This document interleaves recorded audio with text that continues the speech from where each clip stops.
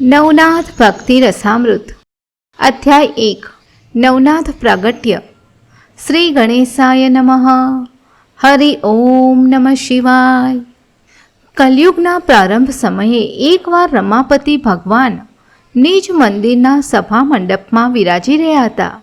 સમસ્ત યાદવ સમાજના અગ્રણીઓ સુવર્ણ આસને બેઠા હતા અને પરમ સખા ઉદ્ધવને પાસે બેસાડી ભગવાને કલિકાળની ઘેરી યાતનાઓ અને અસરોની ભવિષ્યમાં દુનિયામાં ઊભી થનારી આપત્તિઓના નિવારણ અર્થે ઉપાયો વિચારવા માટે યોગીઓમાં શ્રેષ્ઠ એવા નવ નારાયણોને આમંત્રણ આપી મળવા બોલાવ્યા.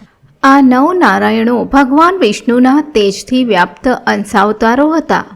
ભગવાન દ્વારકાધીશના અગત્યના આમંત્રણથી તેઓ શીઘ્ર ગતિએ ભગવાન સન્મુખ હાજર થયા અને ભગવાનને તેઓને બોલાવવાનું પ્રયોજન પૂછ્યું. પૂર્ણ પુરુષોત્તમ ભગવાન પોતાના અંશરૂપો નારાયણોને ઉપસ્થિત થયેલા જોઈ અત્યંત ભાવ વિભોર થઈને પોતાનું સિંહાસન છોડીને આગળ આવ્યા અને નવે નવ નારાયણો, જેમાં પ્રથમ કવિ નારાયણ, બીજા હરિનારાયણ, ત્રીજા અતિ ચતુર એવા અંતરિક્ષ નારાયણ, ચોથા મહાબુદ્ધિશાળી એવા પ્રબુદ્ધ નારાયણ હતા, પાંચમા હતા પીપલાયન મહારાજ અને છઠ્ઠા આવિર્હોત્ર નારાયણ તેમજ સાતમા દ્રુમિલ નારાયણ હતા. વળી આઠમા ચમસ નારાયણ અને નવમા કરભાજન નારાયણ હતા. આ સર્વ નારાયણોને ભાવપૂર્વક ભેટીને સુવર્ણ આસનો પર બિરાજિત કરીને ષોડશોપચારે પૂજન અર્ચન કર્યું. સાક્ષાત નારાયણ ભગવાને અત્યંત આદર અને ભાવપૂર્વક પૂજન અર્ચન કરી પોતાનું ગૌરવ વધાર્યું છે. એવા ભાવથી અભિભૂત થઈને કવિ નારાયણે ભગવાનને પ્રશ્ન પૂછ્યો કે હે દેવાધિદેવ, કયા પ્રયોજનથી, કયા હેતુસર અમો સર્વેને આપે બોલાવ્યા છે તે અમને સવિસ્તર કહો, જેથી અમે આપ શ્રીએ અમારામાં મૂકેલા વિશ્વાસને પાત્ર એવા કાર્યોને માટે પ્રવૃત્ત થઈએ. નવ નારાયણોના મધુર વચનોથી અતિ પ્રસન્ન થઈને ભગવાન દ્વારકાધીશ મંદ મંદ હસતા કહેવા લાગ્યા કે હે યોગીશ્વરો, કલયુગનો પ્રારંભ થઈ ચૂક્યો છે અને એના પ્રભાવ સ્વરૂપે અનેક પ્રકારની આધિ, વ્યાધિ અને ઉપાધિઓ જન સમૂહને ઘેરી વળશે અને કષ્ટદાયક આપત્તિઓ આતંક ફેલાવશે. આથી મારા મનમાં આ કડીકાળથી તપ્ત ધરતીને સાંત્વન અને સહાય આપવા માટે પૃથ્વી પર અવતાર લેવાની ઈચ્છા જાગૃત થઈ છે. માટે તમે સર્વ પણ મારી સાથે પૃથ્વી પર અવતાર ધારણ કરો. જેવી રીતે સમુદ્ર જળમાં રાજહંસો સાથે ભેગા મળીને તોળાબંધ પોતાના લક્ષ્ય પ્રતિ પ્રયાણ કરે છે, તેવી રીતે આપણે પણ પૃથ્વી પ્રતિ પ્રયાણ કરીએ.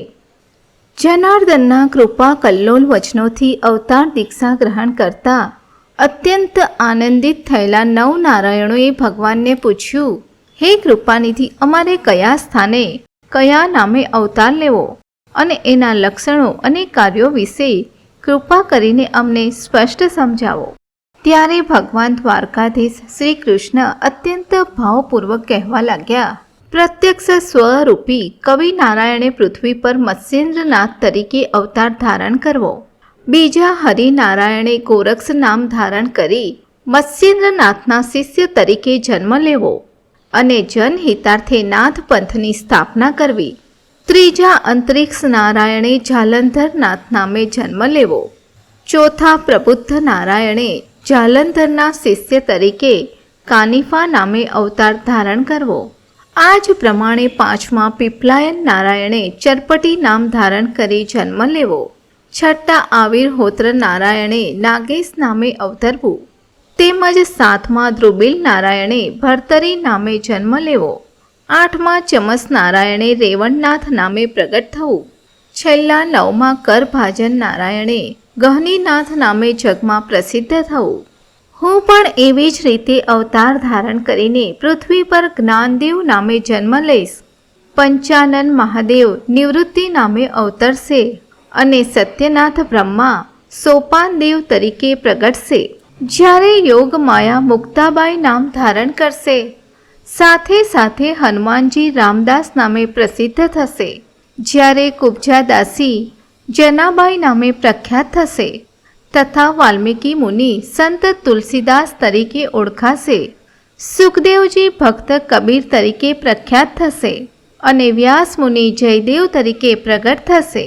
મારો દાસ ઉદ્ધવ એ નામદેવ નામ ધારણ કરશે, જ્યારે જામવંતજી નરહરિ તરીકે ઓળખાશે. મારા વડીલ બંધુ બલરામ પુંડરીક તરીકે વિશ્વ પ્રસિદ્ધ થશે. હે નવનારાયણો, આવી રીતે કલિકાળમાં ભક્તિ માર્ગનું મહાત્મ્ય અને મહત્વ વધારવાનું મહৎ કાર્ય આપણે ભેગા મળીને બહુજન હિતાય બહુજન સુખાય કરવાનું છે. ભગવાન દ્વારકાધીશના અતિ મંગલમય વચનો સાંભળી નવનારાયણ અતિ પ્રસન્ન થયા અને ભગવાનને કહેવા લાગ્યા, હે પ્રભો, અવશ્ય અમે આપના સૂચનો પ્રમાણે જન્મ ધારણ કરશું, પરંતુ હે દ્વારકાધીશ, અમારી જન્મ સ્થિતિ કયા સ્થાને કેવી રીતે વ્યક્ત કરવી તે કૃપા કરીને અમને સમજાવો.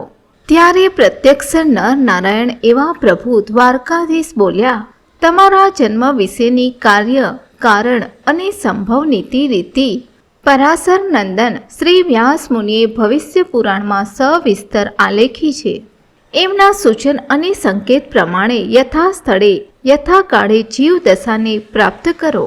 ભગવાનના આ સુવચનો સાંભળીને અતિ પ્રસન્ન થયેલા નવનારાયણો ભગવાનને વંદન કરી મંદરાચળ પર્વત જવા માટે પ્રસ્થાન કરી ગયા. ત્યાં ધ્યાન મગ્ન સુખ મુનિને પ્રણામ કરીને મેરુ પર્વતને માર્ગે આગળ વધ્યા. ભવિષ્ય પુરાણ પ્રમાણે પહેલા 88,000 ઋષિઓ વિધિ વીર્યથી સંકેતા અનુસાર નિર્માણ થયા. એમાંનું કેટલુંક વીર્ય પૃથ્વી પરથી એક ઠેકાણે પડ્યું. તેનાથી જુદા જુદા પ્રકારે જીવો જન્મ્યા. એમાંના એક ઉપરીજર વસુ નામે મુનિ એક વખતે વિમાન માર્ગે ઉડ્ડયન કરતા હતા.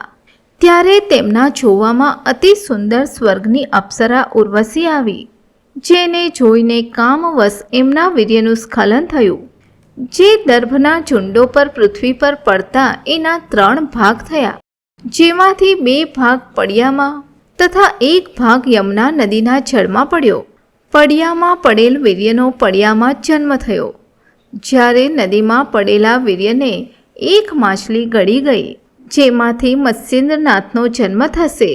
આમ મત્સ્ય એટલે કે માછલીના ઉદરમાંથી જન્મેલા કવિ નારાયણ મત્સ્યેન્દ્ર નામે જગતભરમાં સુપ્રસિદ્ધ થશે.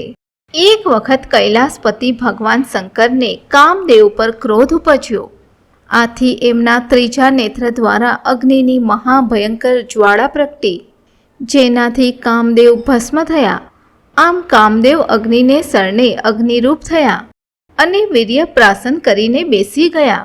અગ્નિરૂપ કામદેવના જઠરમાં પ્રવેશેલ વીર્યથી અંતરિક્ષ નારાયણ જાલંધર જન્મ ધારણ કરશે. જે કથા આ મુજબ છે. એક વખતે કુરુવંશના જન્મેજય રાજાના વંશમાં મહાન રાજા બૃહદ્રથ પૃથ્વી પર નાગસત્ર યજ્ઞ કરશે. એ યજ્ઞના હવનકુંડમાં કામદેવ ગર્ભબીજનું આરોપણ કરશે, જેના થકી અતિ તેજસ્વી દેદીપ્યમાન જાલંધરનો યજ્ઞકુંડમાંથી જન્મ થશે. હવે અગાઉ જણાવ્યા મુજબ 88,000 ઋષિઓના બ્રહ્મવીર્યમાંથી થોડુંક વીર્ય રેવા એટલે કે નર્મદા નદીને કાંઠે રેતીમાં પડશે. એના થકી પરમ તપસ્વી ચમસ નારાયણ દેહ ધારણ કરીને રેવણ સિદ્ધ રેવા નદીની રેતીમાં જન્મ લઈને રેવણનાથ નામે પ્રસિદ્ધ થશે. વળી તે વેળાએ ત્યાં અકસ્માત આવી ચઢેલી નાગણના માથા પર પણ થોડુંક વીર્ય પડશે. નાગણ એ વીર્ય બિંદુને ભક્ષ્ય માનીને ગળી જશે. જન્મેજય રાજાના નાગ સત્ર યજ્ઞમાં બ્રાહ્મણો નાગ સર્પોની આહુતિ આપતા હશે. ત્યારે આસ્તિક નામના ઋષિના જોવામાં આ ગર્ભધારિણી નાગણ આવશે. આસ્તિક ઋષિ પોતાના તપોબળના પ્રતાપે નાગણના ઉદરમાં પોસાઈ રહેલા બ્રહ્મવીર્યને જાણી શકશે અને આ નાગણને બચાવવા તેને મોટા વટવૃક્ષની બખોલમાં સંતાડી દેશે. કારણ કે જન્મેજય રાજાના નાગસત્ર યજ્ઞમાં હજારો સર્પો નાગોની આહુતિ અપાય અને તેમાં જો આવિર્હોત્ર નારાયણનો ગર્ભ ધારણ કરનારી નાગણ પણ હોમાઈ જાય તો પૃથ્વીના પુનરુત્થાનનું મહાન કાર્ય અટકી પડે. આમ તક્ષકાત્મની મહાનાગણી ઋષિસ્વરને ઉદરમાં ધારણ કરી વટવૃક્ષની બખોલમાં 9 માસ પર્યંત સંતાઈ રહેશે. આવી રીતે જીવદશા પ્રાપ્ત કરીને સંચરનાર મહાન આત્મા આવિર્હોત્ર નારાયણ વટ્ટસિદ્ધ નાગનાથ નામે પૃથ્વી પર પ્રસિદ્ધ થશે. તેવી જ રીતે મત્સ્યેન્દ્રનાથ વિધિવીર્યને મંત્રથી સિદ્ધ કરીને ચંદ્રગિરી નગરીમાં સરસ્વતી નામની બ્રાહ્મણ સ્ત્રીને બાળકની ઝંખના પૂરી કરવા ભસ્મ આપશે. પરંતુ મત્સ્યેન્દ્ર જાતિના વરદ હસ્તે મળેલ વિભૂતિને અનેક જાતની લોકવાયકાથી અને અવિશ્વાસથી દોરવાયેલી બ્રાહ્મણ સ્ત્રી ઉકરડામાં ફેંકી દેશે. સવિતા નારાયણ સૂર્ય દેવતા સૂર્યબીજનું આ વરદ ભસ્મ સાથે મિલન થતાં તેમાં હરિનારાયણ સંચરશે, જે સમય જતાં ગોરક્ષનાથ નામે જગ પ્રસિદ્ધ થશે. એક વેળાએ હિમાલયમાં દક્ષ પ્રજાપતિના ઘેર યોજાયેલ સમારંભમાં બ્રહ્માજી પધાર્યા હશે. સતી પાર્વતીના રૂપ અંબારને જોઈને તે કામ વાસનાથી વિવશ થઈ જશે અને એમના વીર્યનું તે જ વખતે સ્ખલન થઈ જશે. પરંતુ ચતુરાનંદ બ્રહ્મા તો સભા મંડપમાં બેઠેલા હોય આવી પરિસ્થિતિથી લજ્જિત થઈ જશે. તેથી સ્ખલિત વીર્યને પગની ટાંચે કચરામાં રગડોળી નાખશે, જે કચરો આખરે ગંગા નદીમાં વહી જશે અને ત્યાં દર્ભના રાફડામાં મહામુનિ પીપલાયન ચરપટીનાથ નામે પ્રગટ થશે. ભવિષ્ય પુરાણમાં લખ્યા પ્રમાણે એક સમયે સૂર્યનારાયણ દેવ આખા દિવસના પરિશ્રમને અંતે આરામ અર્થે અસ્તાચળ તરફ જઈ રહ્યા હતા. ત્યારે ઉર્વશી નામની અતિ રૂપવતી અપ્સરા વિમાન માર્ગે પૃથ્વી ઉપર આવી રહી હતી. અતિ સ્વરૂપવાન સ્વર્ગ સુંદરીને જોતા જ સૂર્યદેવને કામ વાસના ઉત્પન્ન થઈ. તેનાથી એમના વીર્યનું સ્ખલન થયું. આ વીર્યના એક ભાગમાંથી તરત જ અગસ્ય ઉત્પન્ન થયા. જ્યારે બીજો ભાગ પૃથ્વી પર કૌલિક ઋષિના આશ્રમમાં, જ્યાં ઋષિ ભિક્ષા પાત્ર ભરતરી લઈને બેઠા હતા, ત્યાં આંગણામાં મૂકેલા આ ભિક્ષા પાત્રમાં પડ્યો. કૌલિક ઋષિએ આ ઘટના જોઈ અને વીર્યમાં બ્રહ્મ તેજનો આવિષ્કાર જોઈને ભરતરી ભિક્ષા પાત્ર સંગ્રહી રાખ્યું. આ વીર્ય રેતમાં ધ્રુમિલ નારાયણનો જીવ સંચાર હતો, જે પાછળથી ભરતરી નામે જગ પ્રસિદ્ધ થશે.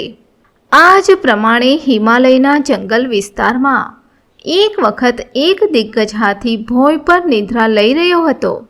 તેવામાં કામવિવશ બ્રહ્માજી પોતાની પુત્રી શારદા ઉર્ફે સરસ્વતી પાછળ દોડતા દોડતા ત્યાંથી પસાર થયા. કામાતુર બ્રહ્માજીના વીર્યનું સ્ખલન થયું, જે સંજોગ વસાત ત્યાં સૂતેલા હાથીના કાનમાં જઈ પડ્યું.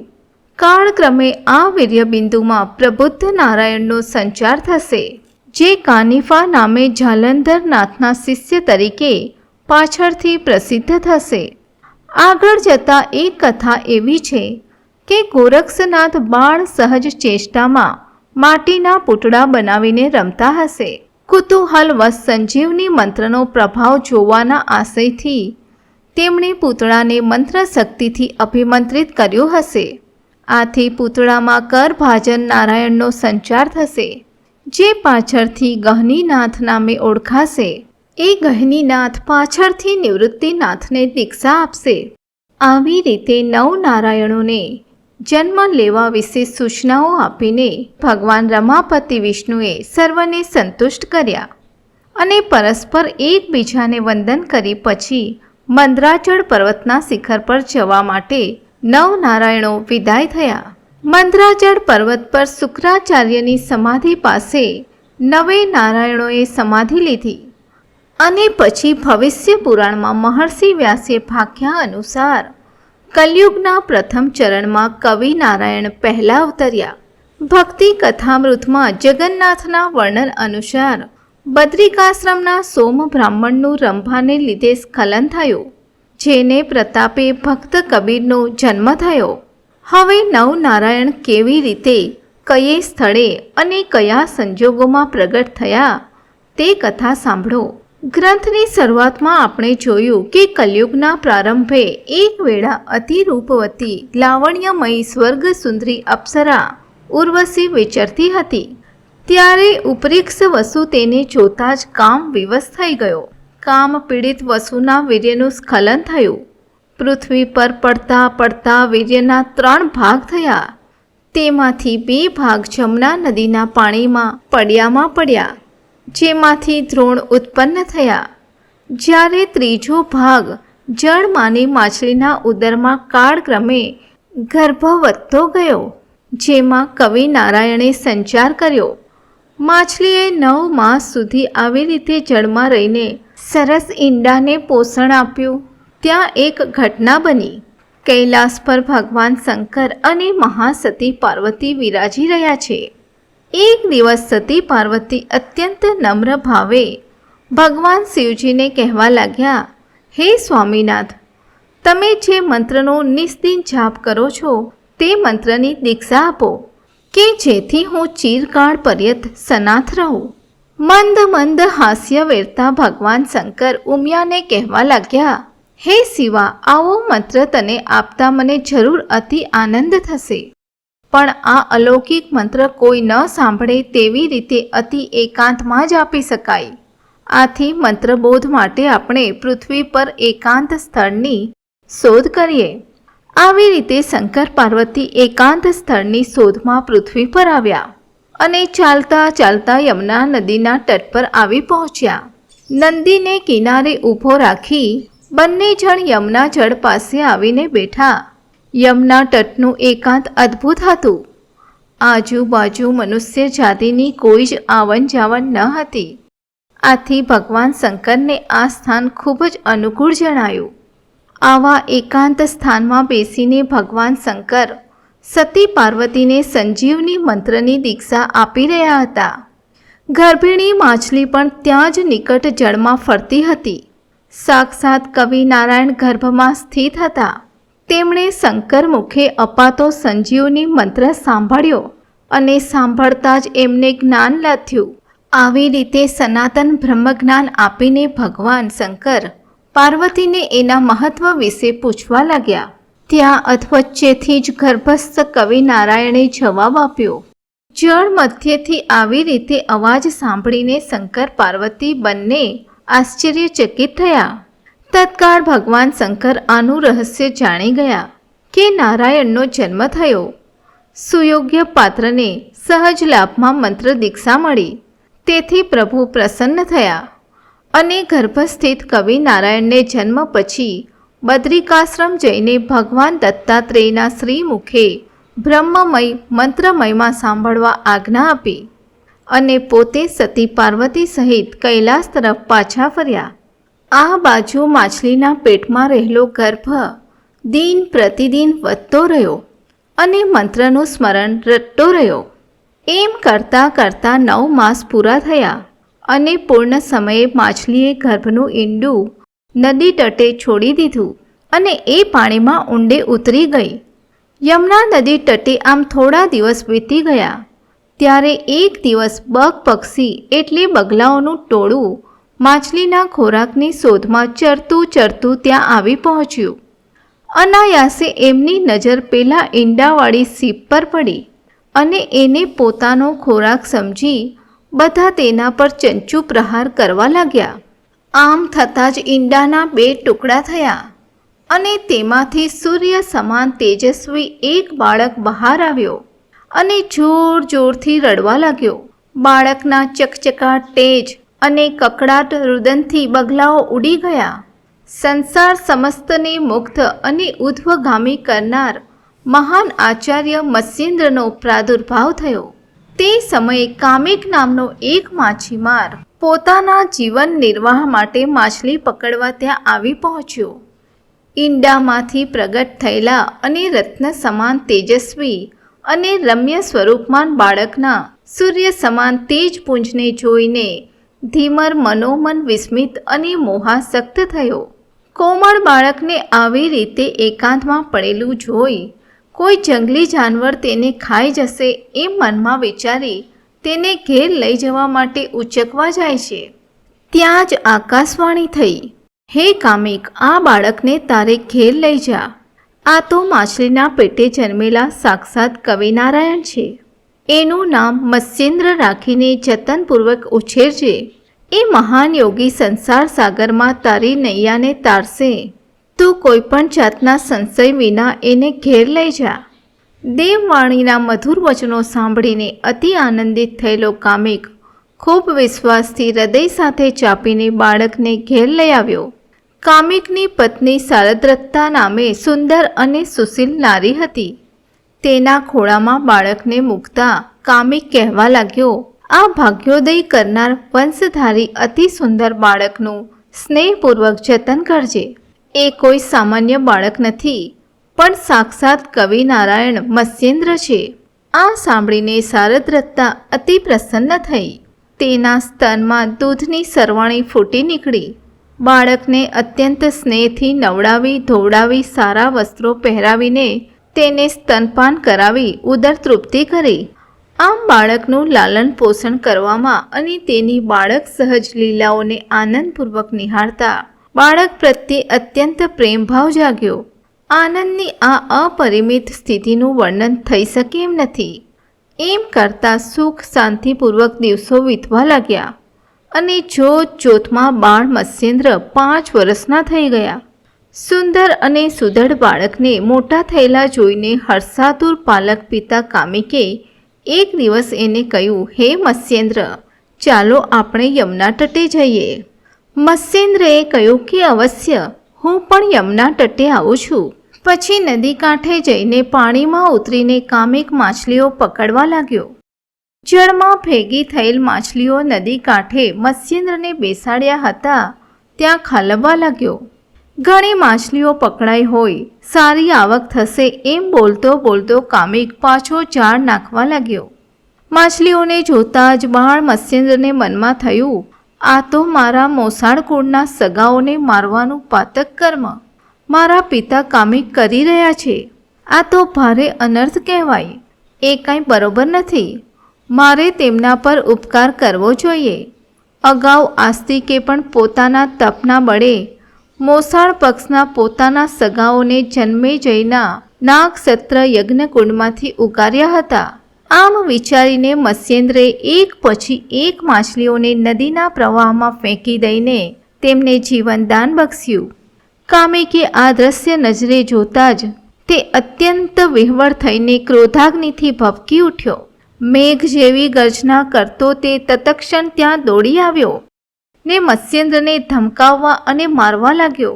અરે મૂર્ખ, સવારથી સાંજ સુધી કેટલો શ્રમ કરીને માછલી પકડું છું, તેને આમ પાણીમાં પાછા ફેંકી દઈશ તો ખાઈશ શું? જા જઈને હવે ભીખ માંગીને ખા. કામિકના આવા વચનો સાંભળીને મત્સ્યેન્દ્રને મનમાં થયું, અરે ભિક્ષામાં મળેલું અન્ન તો સર્વથી અધિક પવિત્ર છે. ભિક્ષા માંગીને ખાવામાં કંઈ દોષ નથી. મારે માટે પિતાનો આ જ આદેશ અને ઉપદેશ છે. માટે હવે ભિક્ષાન્ન ખાવાની જ શરૂઆત કરીશ. આ બાજુ કામિક ફરી પાછો પાણીમાં માછલા પકડવા ઉતર્યો અને આ તરફ મત્સ્યેન્દ્રનાથ પાલક પિતા કામિકની નજર ચૂકવીને ત્યાંથી નાસી છૂટ્યા. ફરતા ફરતા કાશી ક્ષેત્રના અદ્વૈત વનમાં આવી પહોંચ્યા, પણ એમને ક્યાંય પણ તપ કરવા યોગ્ય જગ્યા મળી નહીં. એટલે ઉત્તર દિશામાં બદ્રિકાશ્રમ તરફ ગયા.